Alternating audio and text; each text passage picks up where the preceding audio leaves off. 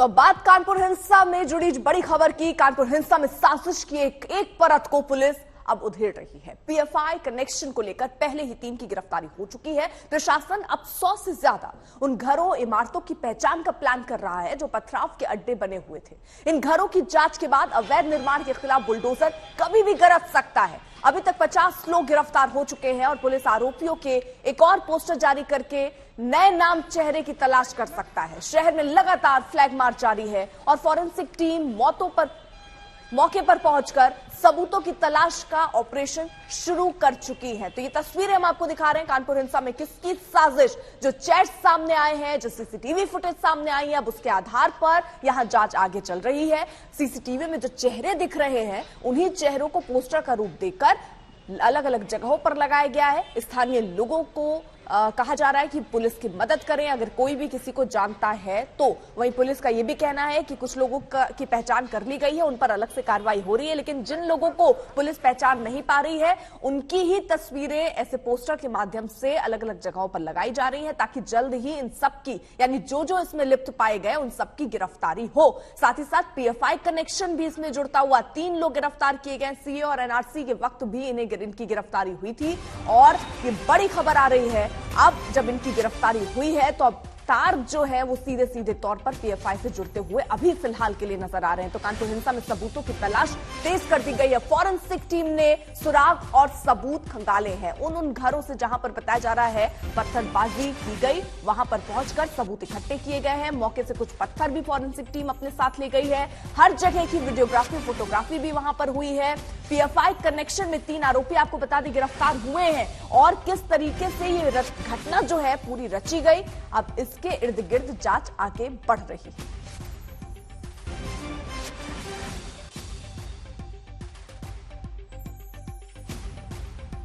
ये forensic team पूरी मेरे साथ इस वक्त देखिए मौजूद है। फॉरेंसिक फील्ड यूनिट कानपुर से ये लोग हैं। मैं इनसे बातचीत करने की भी कोशिश करूंगा, समझूंगा। सर, आप लोगों को क्या इंस्ट्रक्शंस दिए गए हैं, क्या क्या क्या बताएंगे आप लोग? घटना स्थल पर किसी भी तरीके के हर एंगल से जांच की जा रही है और जो भी साक्ष्य उपस्थित मिल रहे हैं आज उनको सबको कलेक्ट करके इकट्ठा करके दिया जाएगा। अभी किन किन एरियाज में आप लोग हैं? अभी सर घटना स्थल पर ही विजिट कर रहे हैं, जो भी क्षेत्र है यहाँ पे वहीं पे देख रहे हैं। क्या मिला है आप लोग को अभी तक? साहब बता पाएंगे। तो ये एसीपी साहब अभी मौजूद है हमारे साथ, उनसे ही बातचीत कर लेते हैं। एसीपी करनालगंज है त्रिपुरारी जी, आपका बहुत स्वागत है सर। क्या अभी तक एविडेंस कलेक्शन हुआ है? फॉरेंसिक यूनिट पूरी आपके साथ? हाँ, पूरी टीम हमारे साथ है और हमारे जो उच्च अधिकारियों के आदेश हैं उसके क्रम में जो एविडेंस हमारे पास एकत्रित होना चाहिए, हमारे सब विवेचक सब साथ में हैं।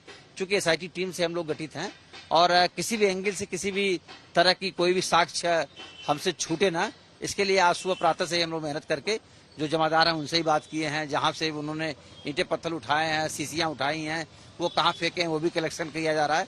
साक्ष्य के एक चीज एक टुकड़े को हम लोग कलेक्ट कर रहे हैं और कोई भी साक्ष्य बिल्कुल नहीं छोड़ेंगे, किसी कीमत पे नहीं छोड़ेंगे, चाहे हमें कूड़ेदान में जाना पड़ेगा, हम वहां से भी जाके एकत्रित करेंगे। किन एरियाज में गए हैं आप लोग? क्योंकि एक एरिया था जो यतीम खाने वाला था। हम लोग दादा नगर और जैसा कि आप ये देख रहे हैं नई सड़क रोड पे 2 स्पॉट यहाँ के थे, दादा नगर के थे। तीनों जगह हम और हमारे जो यहाँ के एएसपी मैम हैं, दोनों आदमी ने विजिट किया और दोनों आदमी ने बकायदा उन चीजों को ग्रहण किया। एविडेंस कलेक्शन में रिकवरी क्या क्या हुई? रिकवरी बहुत सी चीजें हुई हैं जो कि हमारी गोपनीयता है, अब उसको हमें चूंकि माननीय न्यायालय के समक्ष पेश करना पड़ता है, इसलिए अभी हम शो नहीं कर पाएंगे, लेकिन बहुत सी चीजें हमको एकत्रित थी जो मिला। 2 दिन में एविडेंस मिटा नहीं होगा, मतलब आप लोग जैसे आ जाएंगे? नहीं, बहुत सी एविडेंस मिल गए हैं और जैसे कि जमादारों के बयान हम लोगों ने लिया तो उन्होंने बताया कि हाँ कुछ चीजें जो थे यहाँ से हम लोगों ने वहाँ शिफ्ट कर दिया है, तो हम लोग उसको जाकर के वहां से भी कलेक्शन करा ले रहे हैं। समर्थ हमारे साथ हमारे सहयोगी इस वक्त जुड़ चुके हैं जो खास बातचीत कर रहे थे। वहां जो पहुंचे अधिकारी थे उनसे समर्थ, फॉरेंसिक टीम पहुंची, एक सबूत यहां जुटाई गई, लेकिन जो खास बात सामने आ रही है, पीएफआई ने इनकार कर दिया था कल ही कि हमें जबरदस्ती फंसाया जा रहा है, हम पर आरोप लगाए जा रहे हैं, लेकिन अब 3 लोगों की गिरफ्तारी होती है जो सीधे तौर पर पीएफआई से जुड़े हुए हैं। अर्पिता, पीएफआई का कनेक्शन तो साफ आ रहा है, पर मैं आपको लेटेस्ट अपडेट यहां दे दूं। मैं इस वक्त टॉप व्यू पे मौजूद हूं और आपको तस्वीरें दिखाऊंगा कि यहां पर फिलहाल बुलडोजर का आगमन यहां पर हुआ है। हालांकि ये बुलडोजर किसी चीज को ढहाने के लिए नहीं है, बल्कि उस दिन जो पत्थरबाजी हुई थी उस पत्थर को निकालने के लिए। और इस ट्रक जो सामने ट्रक देख रहे हैं इस वक्त, ये नगर निगम कानपुर का ट्रक है और ये वही पत्थर इसमें लदे हुए हैं। ये आपको आज तक मैं तस्वीरें दिखा रहा हूं, जो पत्थर उस दिन पत्थरबाजी में इस्तेमाल हुए थे उस मलबे को भी हटाया गया है जो टूटी इमारतों से गिरा था। और ये जो आगे बुलडोजर है इसके जरिए इसको लिया जा रहा है और इसी ट्रक में डाला जा रहा है। ये तस्वीर एक्सक्लूसिव आप टॉप व्यू से देख रहे हैं, आज तक आपको दिखा रहा है कि किस तरह से बुलडोजर का प्रयोग अब इस पूरी कार्रवाई में किया जा रहा है। और अब मैं आपको एक बार बिल्डिंग का अगर व्यू दूंगा, ये तो बुलडोजर है, आगे बुलडोजर, पीछे नगर निगम की ट्रक है और उसके अंदर वही पत्थर हैं जो उस दिन हिंसा का जरिया बने थे। इन्हीं पत्थरों को पत्थरबाजों ने हाथ में लेकर फेंका था, जिसमें कई दुकानें टूटी थी, कई लोग चोटिल हुए थे, पुलिस वाले भी घायल हुए थे। और अब जो तस्वीरें कैमरामैन नीरज दिखा रहे हैं वो इमारतें हैं, जो कुछ इमारतें हैं जो चिन्हित की गई हैं केडीए द्वारा, जिनके ऊपर कार्रवाई हो सकती है। अब मैं आपको एक ऐसा रास्ता दिखाऊंगा, एक गली दिखाऊंगा जहां से इस उपद्रव की शुरुआत हुई थी। सामने आपको एक मस्जिद दिख रहा होगा, इसके ठीक बगल में जो पतली गली है, एक जत्था यहां से भरकर आया था जो मस्जिद के पीछे से निकला था, और एक जत्था आया था इस सामने की रोड की तरफ से। दो तरफ से पूरी तरीके से भीड़ उस दिन आई थी और यहां से हमला शुरू हुआ था और एक हमला यहां से शुरू हुआ था। और पीछे जो दुकानें यहां लाइन से लगी हैं उनको बंद कराने का प्रयास किया गया था। हम आपको टॉप व्यू पर दिखाने का प्रयास कर रहे हैं जिससे बारीकी से आप चीजों को समझ पाएं। और ये जो दुकानें आप किनारे इस वक्त देख रहे हैं कि सारी जो खुली हैं, जिसमें जो कूलर्स की दुकानें कुछ मैं यहां से देख पा रहा हूं, ये सारी उस दिन रुमाल हिला हिलाकर बंद करवा दी गई थी। रुमाल हिलाया जाता था और भीड़ उस तरफ भागकर आ जाती थी, और जैसे ही भीड़ आती थी पहले धमकाया जाता था और अगर कोई बंद नहीं करता था उसके बाद जबरदस्ती जबरन उस दुकान को बंद करवाया जाता था। यहां आप जो कुछ ठेले नजर आ रहे हैं आपको, इनके साथ भी उस दिन जबरदस्ती हुई थी, कुछ के साथ मारपीट भी हुई थी, ऐसा आरोप इन लोगों ने लगाया है। पर जो कहानी है वो यही है कि फिलहाल बुलडोजर का यहां आगमन हो गया है पत्थरों को हटाने के लिए, क्योंकि सैंपल कलेक्शन, जैसा कि आपने बताया, फॉरेंसिक टीम यहां पर पहुंची हुई है और एविडेंस कलेक्शन का काम लगातार चल रहा है। पर पीछे जो इमारतें हैं मैं आपको लगातार दिखा रहा हूं, ये इमारतें काफी कुछ कहानी बयां करती हैं। कुछ इमारतें ऐसी भी हैं जो पहले ढाई जा चुकी हैं और वो वापस से बनी है। अब केडीए जो है 100 के ऊपर लगभग 140 को चिन्हित कर चुका है। अब उन पर क्या कार्रवाई होगी ये भी देखने वाला होगा, क्योंकि ये पूरा एरिया बहुत सेंसिटिव हो चुका है। उस दिन यही पूरे एरिया है जहां आपके वीडियोस इस वक्त टीवी पे आप देख रहे हैं, जहां पर पत्थरबाजी चली थी। और ये जो बिल्डिंग्स और इन रास्तों के थ्रू जो लोग आए थे, वहीं से पूरी स्थिति की शुरुआत हुई थी। और जिन इमारतों का सहारा लिया गया था, केडीए की नजर उनके ऊपर है, जैसा कि डीएम ने भी बताया है कि 140 के ऊपर चिन्हित किए गए हैं, उनके ऊपर भी कार्रवाई हो सकती है आने वाले वक्त में। ADG law and order Prashant Kumar पहले ही क्लियर कर चुके हैं, संपत्ति कुर्क के आदेश सीएम योगी आदित्यनाथ ने दिए हुए हैं और जहां भी अवैध संपत्ति इस पूरे एरिया में पाई जाएगी वहां पर कार्रवाई होगी, वहां पर बुलडोजर भी चल सकता है। पर यहां की तस्वीरें अर्पिता बहुत कुछ बताती हैं। पूरा व्यू अगर मैं आपको यहां से दिखाऊं, ये जो पीछे का पूरा एरिया है, ये पूरी वही घनी आबादी है जहां से लोग निकल कर आए थे और प्रशासनिक पथराव जो था यहीं से शुरुआत हुई थी। मैं थोड़ा सा और नजदीक जाकर आपको दिखाने की कोशिश कर रहा हूं ये, और मेरे साथ यहाँ पर कुछ लोग एक दो मौजूद हैं जो यहाँ पर बताएंगे, ये यहीं पर रहते हैं, इनसे भी बातचीत में करूंगा, कोशिश करूंगा। क्या नाम है आपका? ये मेरा नाम अभय सहगल है। अभय सहगल, इस रास्ते जो पूरा एरिया, इसके डायमीटर जो है इसको समझाएंगे क्या है यहाँ पे? सर, ये एक चंदेश्वर हाता, छोटा सा एक हाता है। यहाँ करीब 1000 आबादी, 1200 लोग रहते हैं लगभग, और सब लगभग समझिए गरीब पेशा या काम धंधे वाले हैं। मतलब सुबह निकल गए शाम को आए। मेरा भी स्थिति है कि मैं पीडब्ल्यूडी में कंप्यूटर ऑपरेटर हूँ, लेकिन अब सुबह निकलता हूँ कानपुर देहात जाना, शाम को आना, दिन भर। आपके घर उस दिन अकेला होगा, फैमिली अकेली होगी, क्या हुआ था उस दिन? उस दिन ये बताया गया कि यहाँ एकदम से भीड़ आई और पथराव कर दिया। गली में पूरा पथराव हुआ है, वो तो सब विजुअल और वीडियो सब आप लोगों के सामने आ गए हैं। अब मुझे कुछ नया बताने की जरूरत नहीं है, आपको सब पता है। बिल्डिंग्स के शीशे भी टूटे हैं, काफी टूटे हैं। अभी नीचे भी हमारी बिल्डिंग में भी एक शीशा गुमा पड़ा है, जो मैं दिखा सकता हूँ अभी आपको, कि वो मतलब ये है कि यहाँ दहशत का माहौल क्रिएट किया जा रहा है। ये ऊंची ऊंची बिल्डिंगें, इमारतें जो आप खुद ही देख रहे हैं, अब आप खुद ही इसको मतलब जो है, तो ऊंची इमारतों से हमेशा डर का माहौल बना रहता है। बच्चे घर में डर का माहौल क्यों ऊंची इमारतों से, आपको क्या लगता है? माहौल ये रहता है कि कभी माहौल खराब हुआ, ऊपर से लोग गुम्मेबाजी कर देते हैं। मतलब पहले भी ऐसा हुआ है? पहले अक्सर हुआ है। ये तो अब बिल्डिंगें आज बनी हैं, लेकिन ये सर हाथा तो ये टारगेट आपको पता, 35 साल से ये हाथा खाली कराने के चक्कर में कि चंदेश्वर हाथा को किसी तरह इस नई सड़क से उखाड़ना है। पीछे बिस्सू बाबू का हाथा है, मम्मा लाल हाथा है, धीरे धीरे लोग खाली हो गए। तो ये आप देख सकते हैं अर्पिता, मैंने बताया प्रत्यक्षदर्शी भी हैं जो यहाँ रहते हैं, उनका ये कहना है कि टारगेट पे रहता है यहाँ था। पर मोटी तस्वीर ये है कि यहाँ पर जो इमारतें हैं वो, इनका कहना है काफी इलीगल। और देखना है कि ईडब्ल्यू की क्या तरफ इस पर कार्रवाई रहती है। अर्पिता, ठीक है, समझ रही है जरा आप साथ। देखिए, इस बीच जो फॉरेंसिक टीम पहुंची थी वो उन इमारतों में गई जहां से साजिश रची गई। पुलिस उन घरों, इमारतों का पूरा बहीखाता खंगाल रही है जहां से साजिश या पथराव हुआ। इन घरों की जांच जारी है। उधर साजिश की बुनियाद को ध्वस्त करने के लिए बुलडोजर तैयार है। कानपुर सहित उत्तर प्रदेश में कोई दंगा करने की कोशिश करे, कोई गुंडागर्दी करने की कोशिश करे, अपराध करने की कोशिश करे, और वह अगर ये समझे कि वो बच जाएगा तो वह युग अब समाप्त हो गया है। अब कानून व्यवस्था का राज है और इस समय कोई गड़बड़ करेगा तो उसे उसकी सजा भुगतनी पड़ेगी। वो नवैया दूसरी थी, यहाँ की नवैया शहर की दूसरी है। अगर ये इस तरह की कोई कदम उठाए गए तो फिर सर पे कफन बांध के लोग निकल भी आएंगे मैदान में। ज्यादा दिन इंतजार नहीं कर पाएंगे। अब ज्यादती की इंतहा, सब्र का इंतहा हो रही है।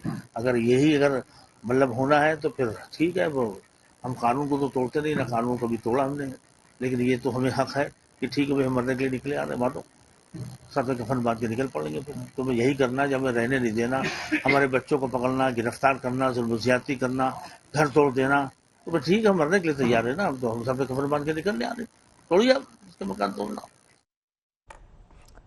तो कानपुर हिंसा में साजिश के तार व्हाट्सएप चैट से लेकर पीएफआई कनेक्शन तक फैले पड़े हैं और 3 लोगों की पीएफआई कनेक्शन के लेकर गिरफ्तारी हो चुकी है और कुछ और लोग हैं जो रडार पर हैं जिनकी गिरफ्तारी जल्द हो सकती है।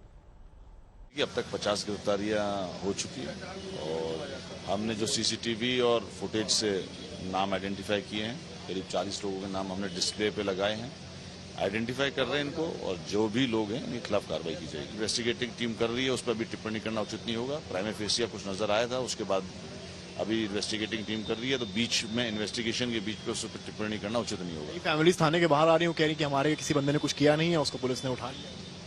मैंने क्या कहा? मैंने कहा कि वो सब मुझे आके मिले, हम एनालिसिस कर लेंगे। उत्तर प्रदेश बहुत अच्छी कानून व्यवस्था के साथ प्रगति के पथ पर आगे बढ़ रहा है, लेकिन कानपुर के उपद्रव के पीछे गहरी साजिश की बू आ रही है और उसके अंदर जो भी दोषी पकड़े जाएंगे या जो पुलिस की पकड़ से बाहर होंगे तो उनको पकड़ने के लिए जो कानूनी कार्रवाई करना है वो कर रही है पुलिस।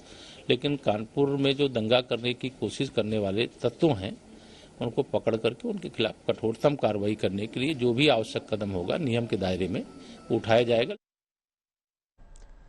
तो कुल मिलाकर ये साफ तौर पर निर्देश दे दिए गए हैं कि जो भी इसमें लिप्त पाया गया है उसके खिलाफ कार्रवाई हो। तो देखिए कानपुर उपद्रवियों पर जोर और चलेगा क्या बुलडोजर, ये बड़ा सवाल है। उपद्रवियों के खिलाफ पुलिस की और सख्ती बढ़ती हुई नजर आ रही है। पुलिस के रडार पर शहर के 147 घर और इमारत हैं जहां पर फॉरेंसिक टीम भी पहुंची, वहां से सबूत खंगाले गए और बाकायदा जो पत्थर मिले हैं वो अपने साथ भी टीम ले गई है। उन इमारतों की पहचान की गई है जहां से पत्थर चले गए, जहां जुटाए गए थे पत्थर, क्योंकि कहा जा रहा है साजिश की तैयारी पहले से हुई, क्योंकि वो पेट्रोल पंप भी सील किया गया और ये कहा गया कि पहले ही वहां बोतलों से पेट्रोल भरवा कर लोग जा रहे थे। इस बीच एक बड़ी खबर आ रही है, आपको बता दें बड़ी खबर, कानपुर हिंसा में फॉरेंसिक टीम ने सारे सुराग जुटा लिए हैं। लेकिन सवाल ये पूछा गया कि अब 3 तारीख को ये घटना हुई, उसके बाद टीम पहुंची है तो क्या सबूत वैसे ही होंगे, ये एक बड़ा सवाल था। लेकिन उनका कहना था कि वो हर जगह से सबूत खंगाल रहे हैं, वो इमारतों को खंगाल रहे हैं जहां से इस साजिश को रचा गया। 100 से ज्यादा ऐसी इमारतें जहां पर पत्थर मिले या उनके सुराग मिले, उन सबको इकट्ठा कर लिया गया है। पत्थरों से लदा ट्रक हिंसा वाली जगह से मिला है। समर्थ हमारे साथ हमारे सहयोगी इस वक्त जुड़ चुके और अपडेट के साथ। समर्थ, फॉरेंसिक टीम पहुंची थी, किन किन जगहों पर तलाशी हुई, और बड़ा सवाल तो यही है कि 3 जून की ये घटना और उसके बाद टीम अगर आज पहुंच रही तो क्या सारे सबूत वैसे ही मिल पाएंगे? ठीक यही सवाल अर्पिता मेरा था, पर उनका पुलिस का कहना था कि अभी काफी एविडेंस बचे हैं जिनको उन्होंने बटोर लिया है। पर इस वक्त जहां मैं मौजूद हूं, मैं पूरा मेरे इर्द गिर्द वही एरिया है जो पूरे दंगे का हॉट स्पॉट बना हुआ था। अब मैं आपको जो गली दिखाऊंगा हाथा के जस्ट पीछे की, ये आपको दिखा रहे हैं कैमरामैन नीरज, ये जो पतली गली अर्पिता आप यहां से देख रही हैं, यहीं पर वो 7 पुलिसकर्मी फंसे थे जब पुलिस टीम, क्योंकि प्रेसिडेंट और प्राइम मिनिस्टर की ड्यूटी में लगी थी तो कानपुर पुलिस की टीम यहां पर कम थी। जो 7 पुलिसकर्मी थे जिन्होंने फिलहाल 1-1.5 घंटे तक पूरा संभाला था राइड को, वो इसी गली में आए थे रोकने के लिए, पर भीड़ इस कदर उन पर हावी हुई थी कि उनको यहीं से भगाया गया था और यहीं से उनको पीछे कदम पलटने पड़े थे। हालांकि कई लोगों ने साहस से सामना भी किया था, एक व्यक्ति जो थे वो जीप से लेकर भी आगे भागे थे जिससे भीड़ काफी काबू में आई थी। पर ये विजुअल्स आज तक पर आप एक्सक्लूसिव देख रहे हैं, ये वो गली है, यही वो रास्ता है जहां पर जो है उस दिन शुक्रवार के दिन ऐसा सन्नाटा नहीं था, भगदड़ थी, ईंटें पत्थर चल रहे थे। जो ऊपर की छतें आप देख रहे हैं अर्पिता, और ऊपर की जो इमारतों के ऊपर से वहां से भी पत्थर बरसाए जा रहे थे। हम यहां पर आए हैं, एक्सक्लूसिव तस्वीरें आपको यहां से ग्राउंड जीरो से दिखाने। अभी आपको चहलकदमी वहां पर कुछ लोगों की शायद नजर आ रही होगी, पर उस दिन हालात जो थे वो काफी ज्यादा भयावह थे। अब मानकर चलिए किसी ऐसी सिचुएशन में पुलिसकर्मी जब रोकने आए और उन्हीं को भगाया जाए, उन्हीं के ऊपर अटैक हो जाए तो कितना सेंसिटिव मैटर हो सकता है। हालांकि जब 7 पुलिसकर्मियों ने यहां पर काफी उनसे लड़ाई लड़ी, एक तरह से रोकने की कोशिश करी, पर जब नहीं हो पाया तो उनको कदम पीछे लेने पड़े। जिसके बाद पुलिस फोर्स बढ़ाई गई, सीआरपीएफ के जवान भी बुलाए गए। पर ये जो पूरा एरिया आप देख रही हैं, यहाँ की जो छतें हैं, यहाँ के जो रास्ते हैं, जो खिड़कियां हैं, जहां जहां से निकलने की गुंजाइश है, वहां से लोग निकलकर पत्थरबाजी उस दिन कर रहे थे। ये छोटी छोटी बात एक हैरत अंगेज मर्डर की। लखनऊ में एक बेटे ने मां को ही मार डाला। यह बताया जा रहा है कि नाबालिग बेटे को मोबाइल फोन पर पबजी गेम खेलने की लत थी। मां रोक टोक करती थी, जो बेटे को इतना नागवार गुजरा कि आधी रात को उसने मां के सिर पर गोली मार दी।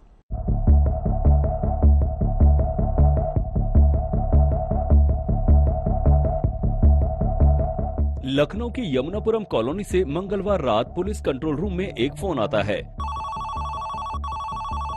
खबर मिलती है कि पड़ोस के घर से तेज बदबू आ रही है और कुछ गड़बड़ी की आशंका है।